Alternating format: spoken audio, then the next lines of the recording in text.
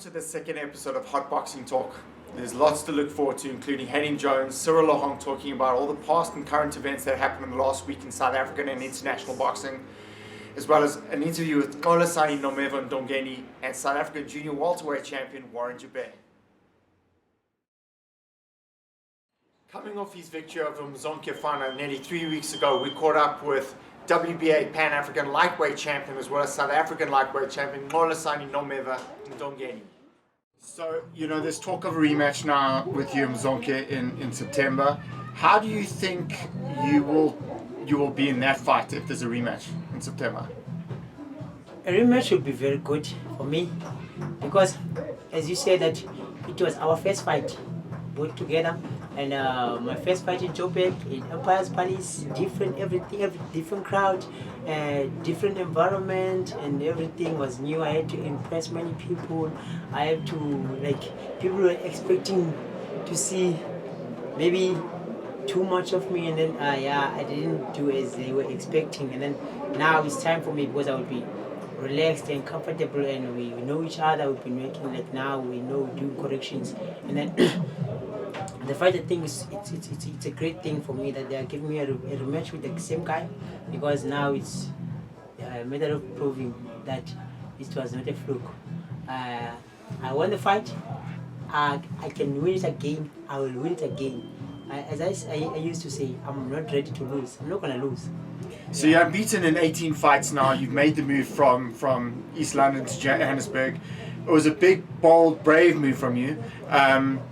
So what can you promise your fans, the Nomeva fans, besides them singing Hatu Nome? So what can you tell these London fans? Because a lot of them were skeptical of you moving to Johannesburg.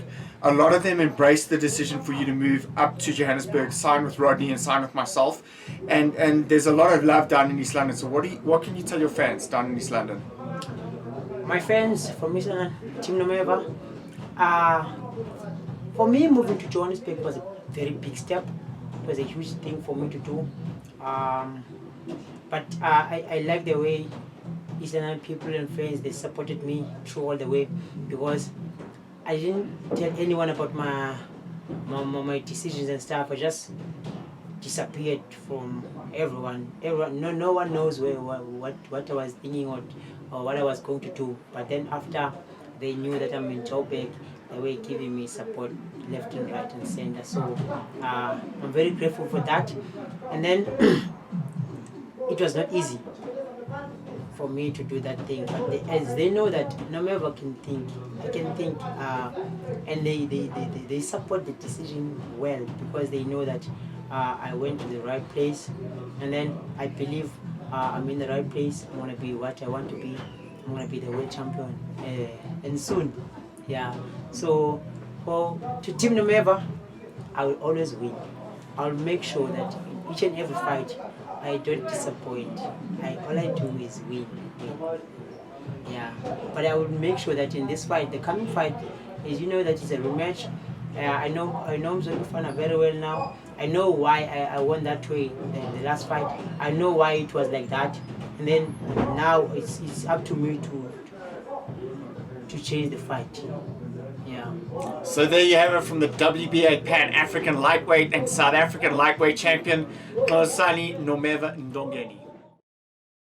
Hi, I'm Naomi Das, and you're watching Hot Boxing Talk. We had a weekly chat with sports journalist Henning Jones and boxing journalist Cyril Lohong to talk about the events that happened this last weekend in South African and international boxing, as well as the upcoming events with SABC. So this weekend we had a lot of welterweight action in America. We had Sean Porter beating Adrian Broner in a bit of an upset. Hayden and I were discussing during the week that we didn't really know who was going to win, and you had like a last minute thought that Porter would put it through. Let me start with you, Cyril. So what does this mean for Sean Porter? I mean, ex-IBF welterweight champ, beating Adrian Broner. What's next for him? I think it's a huge win. I personally expected Broner to win the fight. Porter did really well. He did what he needed to do. Now, I suppose fighting for another title would be the next step for him. So, yeah. He got knocked down in the 11th round after dominating, got up and he won the unanimous decision. Where does Adrian Broner go from here?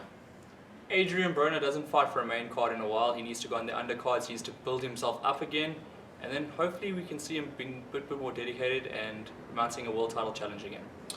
If Sean Porter were your fighter, who would you like him to fight? Keith Thurman.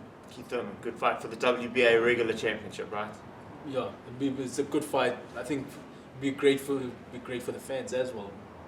Okay, so moving along, we have a very exciting local ball coming up, Young Guns. We have Kevin Lerena versus Dion Kutsia. Who's your opinion on that fight? Who do you think is going to win? I think Kevin Lerena takes that fight. Young, hungry, he's got a much better record, and he would definitely want to redeem himself. The show's on Supersport Live on the 30th of July. Jeff Ellis, African Ring, in conjunction with Golden Gloves Rodney Berman, brings it to you live. Your opinion on Kevin Lerena versus Dion Kutsia? I think Kevin Lerena takes it. It's a bit more athletic. I think he hits a bit harder, faster. Kevin Lerena. This Friday night promises SABC back on our local screens for boxing in South Africa. Good call for South African boxing. It's a good call. I just think as much as you want to put the boxing back on the TV, you still need to market it a bit, and I don't know if enough has been done with that. What do you think this means for local boxing? I think local boxing definitely benefits from this. A lot of boxers need a development platform to build their careers on, and this is the platform for the young guys to come through and really develop their talent before they become the big time. We caught up with South African junior welterweight champion Warren Joubert on his disastrous fight against Keith Nkosi, how he came back, and of course his upcoming fight, defending his South African junior welterweight championship for the very first time against Grant Fourie.